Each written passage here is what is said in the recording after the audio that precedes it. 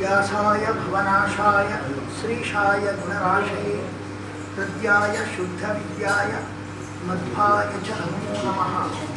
अभ्रमं भङ्गरहितं भजनं केवलं सदा आनन्दतीर्थमतुलं भजे तापत्रयावः। श्रीमदानन्दतीर्थार्य पादपङ्कजरेणवः पवित्रयन्तु मां नित्यं पापपाटनपण्डिताः।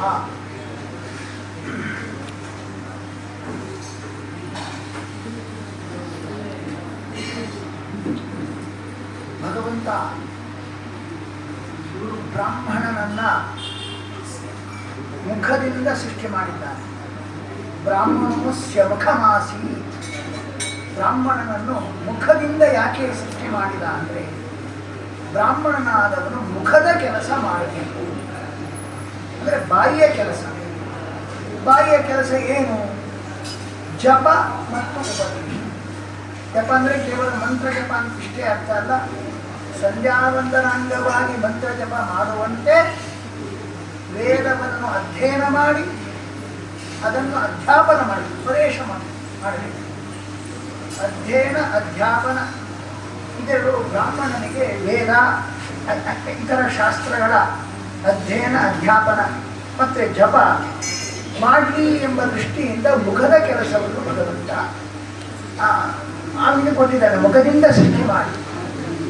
ಹಾಗಾಗಿ ಬ್ರಾಹ್ಮಣನಾದವನು ಇಡೀ ಎರಡು ಕಾಲಿನ ಮನುಷ್ಯರಿಗೆಲ್ಲರಿಗೂ ಕೂಡ ಗುರು. ಬ್ರಾಹ್ಮಣೋ ದ್ವಿಪದಾಂ ಗುರು.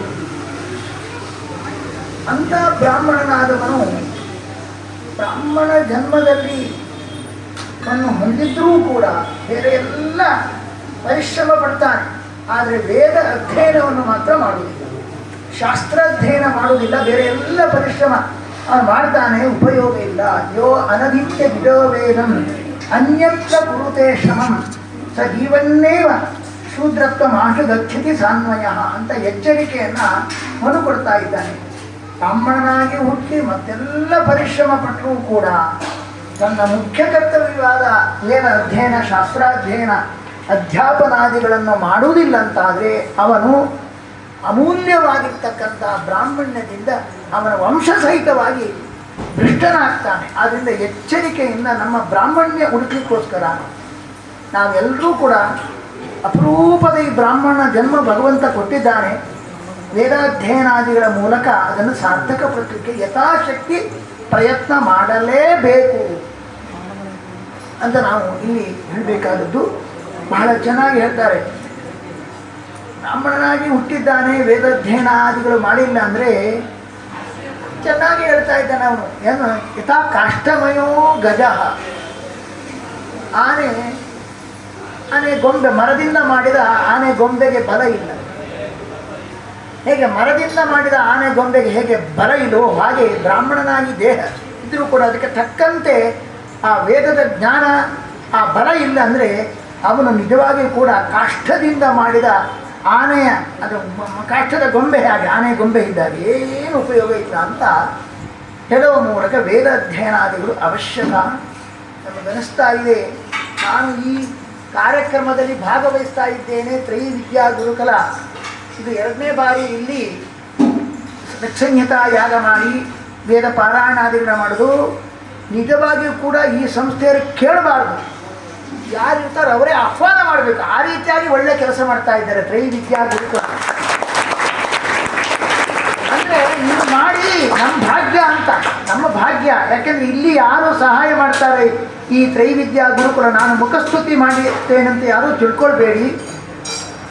ಒಬ್ಬ ಸನ್ಯಾಸಿಗಳ ಯಾರಲ್ಲ, ಇಲ್ಲಿ ಮಠಾಧಿಪತಿಗಳಲ್ಲ, ಬಿಳಿ ಬಟ್ಟೆ ಹುಟ್ಟವ ಗೃಹಸ್ಥರು, ನಮ್ಮ ವಿಜೇಂದ್ರಾಚಾರ್ಯರು, ಅವರ ಸಹೋದರರು, ಅವರೆಲ್ಲ ಆ ಉಪಾಧ್ಯಾಯರು ಸೇರಿ ಶ್ರದ್ಧೆಯಿಂದ ಈ ಕಲಿಯುಗದಲ್ಲಿ, ಘೋರವಾದ ಕಲಿಯುಗದಲ್ಲಿ ಇಂತಹ ಒಂದು ಸಂಪ್ರದಾಯಬದ್ಧವಾದಂತಹ ವೇದಾಧ್ಯಯನ ಮಾಡಿಸ್ತಾ ಇದ್ದಾರೆ. ನಿಸ್ಪೃಹ ಭಾವದಿಂದ ಸಂತೋಷ ಪಡಬೇಕಾದ ವಿಷಯ.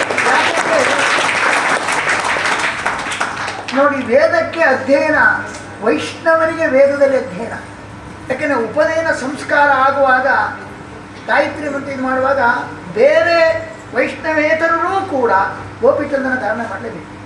ಗೋಪಿಚಂದನ ಧಾರಣೆ ಮಾಡಿದರೆ ವೇದದಲ್ಲಿ ಅಧಿಕಾರವೇ ಇಲ್ಲ.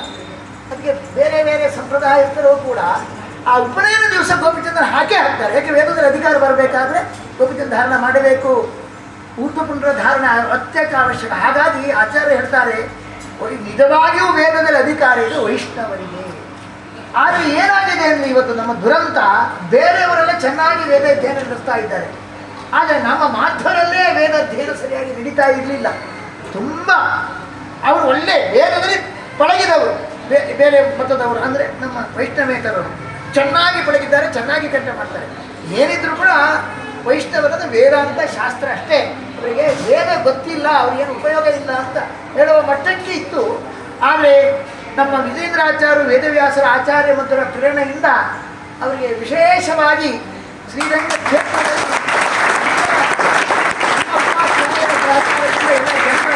ಸಹಕಾರದಿಂದ ಆ ತ್ರಿವಿದ್ಯಾ ಗುರುಕುಲವನ್ನು ಆರಂಭ ಮಾಡಿ ಶ್ರದ್ಧೆಯಿಂದ ಇದು ಮಾಡ್ತಾ ಇದ್ದಾರೆ.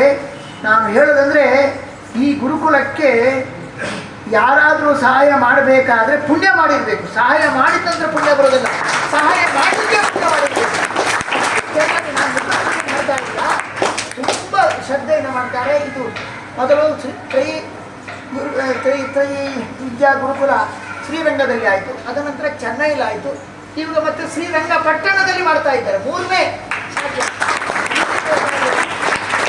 ತುಂಬ ಸಹಕಾರ ಕಡಿಮೆ ಇದೆ ಇವರಿಗೆ, ತುಂಬ ಸಹಕಾರ ಕಡಿಮೆ ಇದೆ. ನಾವು ಹೇಳ್ತಾರೆ ಇದು ಚೆನ್ನಾಗಿ ನಡಿಬೇಕು, ಪ್ರಾಮಾಣಿಕವಾಗಿ ಮಾಡ್ತಾರೆ. ನಮಗೆ ತುಂಬ ಸಂತೋಷ ಆಗಿದೆ. ಇಷ್ಟು ಎಲ್ಲ ಪದ ಕ್ರಮ ಘನ ಘಟ, ಏನು ಆ ಘಟ ಘನ ಇಷ್ಟು ಸಂಪ್ರದಾಯಬದ್ಧವಾಗಿ ಸುಮ್ಮನೆ ಇರುತ್ತೆ. ಸಂಹಿತಾ ಪಾಠ ನಡೀತದೆ, ಇಷ್ಟು ವಿದ್ಯುತ್ ವೈದುಷ್ಯಪೂರ್ಣವಾಗಿ ಒಂದು ಅಧ್ಯಯನ ಮಾಡಿಸುವಂಥ ಕ್ರಮ ಈ ನಮ್ಮ ಈಗ ಮಾಧ್ವ ಸಮಾಜದ ಒಂದು ದೊಡ್ಡ ಹೆಮ್ಮೆ ತ್ರೈವಿದ್ಯಾ ಗುರುಕುಲ ನಡೆಸ್ತಾ ಇದೆ ಅಂದರೆ ನಾವೆಲ್ಲರೂ ಕೂಡ ಹೆಮ್ಮೆ ಪಡಬೇಕಾದದ್ದು. ಅವರು ಬೇರೆ ಅಂತ ಕೇಳೋ ಪ್ರಸಂಗ ಬರಬಾರ್ದು, ಆ ಮಟ್ಟದಿಂದ ಅವರು ನಾವಾಗೇ ಕೊಡಬೇಕು ಅವರಿಗೆ. ಜನತೆಯ ಸಮಾಜದ ಸಹಕಾರ ಬೆಂಗಳೂರಿನ, ಯಾಕಂದರೆ ಶ್ರೀರಂಗಪಟ್ಟಣ ಹತ್ತಿರವೇ ಇದೆ. ಹಾಗೆ ನೀವೆಲ್ಲರೂ ಕೂಡ ಆ ಗುರುಕುಲನ ನಾವು 3ನೇ ತಾರೀಕಿಗೆ ಅದು ಉದ್ಘಾಟನೆ ಆಗ್ತಾ ಇದೆ. ಅವರು ತುಂಬ ಶ್ರದ್ಧೆಯಿಂದ ಮಾಡ್ತಾರೆ, ಯಾವ ಸ್ವಾರ್ಥವೂ ಇಲ್ಲ, ಚೆನ್ನಾಗಿ ನಡೆಸ್ತಾ ಇದ್ದಾರೆ. ಮತ್ತು ಇಲ್ಲಿ ಬೇರೆ ಕಡೆಯಲ್ಲಾದರೂ ವಿದ್ಯಾರ್ಥಿಗಳು ಬರ್ತಾರೆ, ಹುಡ್ಕೊಂಡು ಹೋಗಬೇಕು, ಕಷ್ಟಪಡಬೇಕು. ಇದು ತಾವಾಗೇ ವಿದ್ಯಾರ್ಥಿಗಳು ಬರ್ತಾ ಇದ್ದಾರೆ, ಸಮಯದಲ್ಲಿ ಬರ್ತಾ ಇರೋದು ಅಷ್ಟು ಚೆನ್ನಾಗಿ ವೇದ ಮಾಡ್ತಾ ಇರೋ ವಿಷಯದಿಂದ ಬರ್ತಾ ಇದ್ದಾರೆ. ಒಂದು ವಿಶಿಷ್ಟವಾದಂತಹದ್ದು. ಇದಕ್ಕೆ ವೇದವ್ಯಾಸರ ಒಂದು ವಿಶೇಷ ಆಚಾರ್ಯ ಮಧುರ ಅನುಗ್ರಹ ಇರಲಿ. ಎಲ್ಲ ಭಕ್ತ ಜನರು ಕೂಡ ವೇದಾಧ್ಯಯನ ದೇವರ ಗುಣಗಾನ ಮಾಡಿದ ಹಾಗಾಗತ್ತೆ. ದೇವರ ಗುಣಗಾನ ಮಾಡೋವರಿಗೆ ಆ ಒಂದು ಸಂಸ್ಥೆಗೆ ನಿಮ್ಮೆಲ್ಲರ ಬೆಂಬಲ ಇದ್ದರೆ ವಿಶೇಷವಾಗಿ ಅದು ವೇದವ್ಯಾಸರ ಆಚಾರ್ಯ ಮಧ್ವರ ಅನುಗ್ರಹ ಆಗತ್ತೆ. ಈ ದೃಷ್ಟಿಕೋನವನ್ನು ನಾನು ವಿಚಾರ ಮಾಡಲಿಕ್ಕೆ ಹೋದಾಗ ತ್ರಿವಿದ್ಯಾ ಗುರುಕುಲವನ್ನು ಇನ್ನಷ್ಟು ಚೆನ್ನಾಗಿ ಬಹುಶಾಖೆ, ನಮ್ಮ ಭಾರತಾದ್ಯಂತ ಬಹುಶಾಖೆ ಎಲ್ಲ ಕಡೆಯಲ್ಲಿ ಪ್ರಸಾರ ಆಗಬೇಕು. ನಮ್ಮ ಮಾಧ್ವ ಸಮಾಜದ ಒಂದು ಹೆಮ್ಮೆಯ ಒಂದು ತ್ರೈವಿದ್ಯಾ ಗುರುಕುಲ ಆಗಬೇಕು. ಆ ದಿಶೆಯಲ್ಲಿ ಎಲ್ಲ ಭಕ್ತರು ಕೂಡ ಇದಕ್ಕೆ ಕೈ ಜೋಡಿಸಬೇಕು. ಅದನ್ನು ಶಾಸ್ತ್ರದ ಜೊತೆಗೆ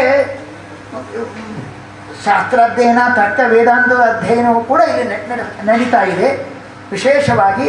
ಹಾಗಾಗಿ ವೇದಾಂತ ಅಧ್ಯಯನದ ಒಂದು ದೊಡ್ಡ ಕೇಂದ್ರ ಆಗಿದೆ. ಅದಕ್ಕೆ ಇನ್ನಷ್ಟು ನೀವು ಎಲ್ಲ ಭಕ್ತ ಜನರು ಕೂಡ ಆ ಸೇವೆಯನ್ನು ಸಲ್ಲಿಸಿ ದೇವರ ಅನುಗ್ರಹಕ್ಕೆ ಪಾತ್ರರಾಗಬೇಕು. ಈ 15 ವರ್ಷಗಳಿಂದ ಪರಿಶ್ರಮದಿಂದ ನಮ್ಮ ವಿಜೇಂದ್ರಾಚಾರ್ಯರು, ಅವರಿಗೆ ಮತ್ತೆ ಅನೇಕ ಅವರ ಸಹೋದರರು ಸತೀಶಾಚಾರ್ಯರು ಭಾಳ ಮಂದಿ ಇದ್ದಾರೆ, ಎಲ್ಲ ಉಪಾಧ್ಯಾಯರು, ಅವರು ಅವರಿಗೆ ಬೆಂಬಲ ಕೊಡ್ತಾ ಇದ್ದಾರೆ. ಆ ಕಾರಣದಿಂದ ಇದು ಚೆನ್ನಾಗಿ ನಡೀತಾ ಇದೆ. ಇನ್ನಷ್ಟು ಚೆನ್ನಾಗಿ ನಡೆಯಲಿ ಎಂಬುದಾಗಿ ನಾವು ವಿಶೇಷವಾಗಿ ಮಧ್ವಾಂತರಿಕದ ವೇದವ್ಯಾಸರನ್ನು ಈ ಸಂದರ್ಭದಲ್ಲಿ ವಿಶೇಷವಾಗಿ ಪ್ರಾರ್ಥನೆ ಮಾಡ್ತಾ ಇದ್ದೇವೆ. ಅಷ್ಟೇ ಅಲ್ಲದೆ ಎಲ್ಲ ಉಪಾಧ್ಯಾಯರನ್ನು ಅಭಿನಂದಿಸ್ತಾ ಅವರಿಗೂ ಮಧ್ವಾಂತರಿಕದ ವೇದವ್ಯಾಸರ ಅನುಗ್ರಹವನ್ನು ಪ್ರಾರ್ಥನೆ ಮಾಡ್ತಾ ಇದ್ದೇವೆ. ಎಲ್ಲ ವಿದ್ಯಾರ್ಥಿಗಳು ಪಾರಾಯಣಕ್ಕೆ ಸನ್ನದ್ಧರಾಗಿದ್ದಾರೆ. ಆ ಪಾರಾಯಣವನ್ನು ಮಾಡಿ ಭಗವಂತನ ಅನುಗ್ರಹಕ್ಕೆ ಆಚಾರ್ಯ ಮಧ್ವಾಂತರಿಕದ ವೇದವ್ಯಾಸರ ಅನುಗ್ರಹಕ್ಕೆ ಎಲ್ಲ ವಿದ್ಯಾರ್ಥಿಗಳು ಕೂಡ ಪಾತ್ರರಾಗಲಿ.